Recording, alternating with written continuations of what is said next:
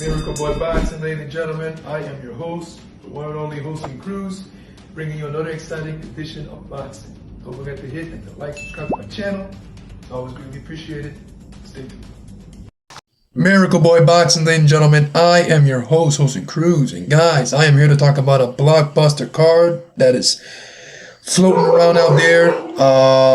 There's rumors, but to me, I think it's real to me. It seems real to me because these two fights that I'm going to talk to you guys about have been talked about in the past.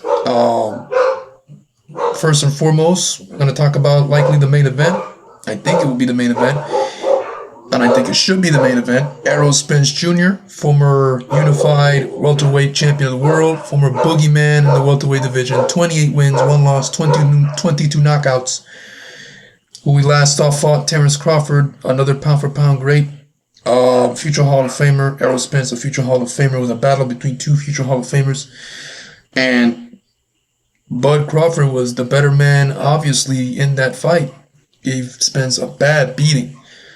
Outclassed Spence. It's crazy to say that Spence got outclassed in the fight, but that's what happened. Spence hasn't fought since, and he's looking to get in there with Sebastian the Towering Inferno Fundora. 21-1, 13 KOs, the current WBC and WBO 154-pound champion, who last fought against Tim Tszyu in one of the bloodiest fights in the history of the sport, in a fight that, in my opinion, is the fight of the year for me. You know, both guys, Tim and Fundora, exchanging heavy leathered for 12 brutal, bloody rounds, to the point where at some point in the fight, at points in the fight, I was squinting my eyes and covering my face because these two guys were just covered in blood and at the same time hitting each other with hard shots for 12 rounds, almost 12 rounds, because the cut with the elbow hitting Tim and Tim's forehead and cutting it open happened in the second or third round. So majority of the fight, they were just fighting with a bloody face. Like I said in my videos in the past about the fight, is like someone poured buckets of blood on both of them and said, "Hey, ring that bell." So both guys are being planned to fight each other. Remember, after the fight, Spence came in and confronted Fundora and challenged him to a fight at 154, because, you know, Spence had plans to go up to 154, and Spence ain't about tune-ups, so he's all about going straight into the fire, and that's what he wants. And speaking of fire, he's going into the none other than the Towering Inferno, Sebastian Fundora, unified WBC and WBO champion. Now, you know, this is what makes Spence a great fighter. He ducks no one, he ducks no smoke. He's going straight into the fire, no tune-ups. Give me Sebastian Fundora. I want the unified champion. I want the best man, one of the best fighters in the weight class. And that fight is being planned for early next year in January on a pay-per-view card, obviously. That is the main event based on what I see and based on how things looking. Now, that's a great fight.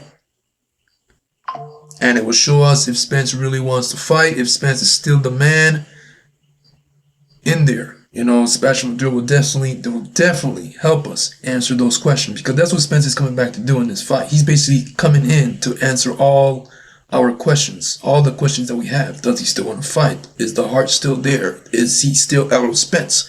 In this fight, we'll find out. The co-main event can be a main event in itself. You got former 168-pound champion, 160-pound champion, and former 168-pound champion in David Benavidez, 29-0, 24 KOs, who is obsessed and wants the Canelo Alvarez fight, and we are obsessed too as fans. We want to see this fight. That's the fight right there at 168. But David Benavidez cannot wait anymore. He went up in weight, fought Alexander Gustafsson, and won the decision in the light heavyweight division. First fight there, light heavyweight. And now he's looking to step in there once again at light heavyweight, remain there against the Cuban, the tricky Cuban, dangerous Cuban, David Morrell, 11-0, 9 KOs, who just became unified, well, not unified, but who won the vacant WBA regular light heavyweight title. So in this fight, David will be the champion. And, David Morrell, let me clarify that. Both guys are Davids. But David Morrell will be the champion in this fight, as David Benavidez will be the challenger.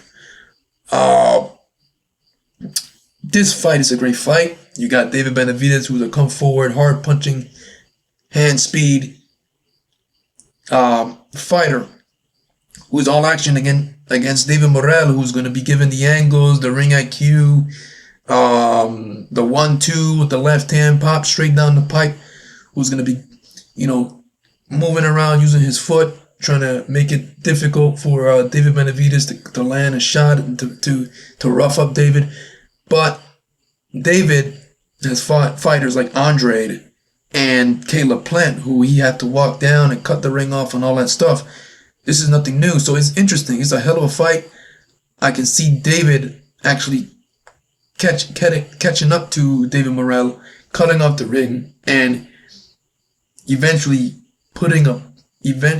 start to put a beating on David Morrell like he did Caleb Plant and Demetrius Andrade, who are tremendous fighters, tremendous boxers, and ring talents. David Morrell is no different. Now, David Morrell is no slouch, but again, he's no different to Caleb Plant and Andrade, who are tremendous boxers. So I can see David wearing down David Morrell in this fight, walking him down, working him to the head and body, breaking him down. But before that happens, it's going to be a tremendous fight. Benavidez has to be careful because David Morrell can pop. David Morrell can pop, and he's very accurate with his punches. So this is the rumored card, guys, for January on PBC, on Prime, pay-per-view. Erol Spence versus Sebastian Fundora, the main event. Sebastian defending his WBC and WBO unified titles against The Truth. And David Morrell versus David Benavidez for the light heavyweight WBA regular title. That's the co-main. That's all in one card, and that's just the two fights. So we don't know what the other two, usually pay-per-view fights or pay-per-view events or 4 fights on the main card. These are just the 2 fights. These are just the 2 fights on the card, and these are main events on their own. So I just want to come on here and sit down and talk to you guys about these fights, or they're worth the talk. They're great fights, and it's definitely worth pay-per-view. Any of these 2 fights, like I said, can main event a card on its own, and any of these 2 fights can be pay-per-view on its own. So you have both of these guys, these fighters, these fights on the same card, one main, one co. It's definitely worth every bit of your money. Miracle Boy Boxing, gentlemen. I'm your host, Jose Cruz. Don't forget to like and subscribe to my channel, guys. It is always a pleasure to sit down here and talk to you guys about boxing. And I'll see you guys in my next video. Peace.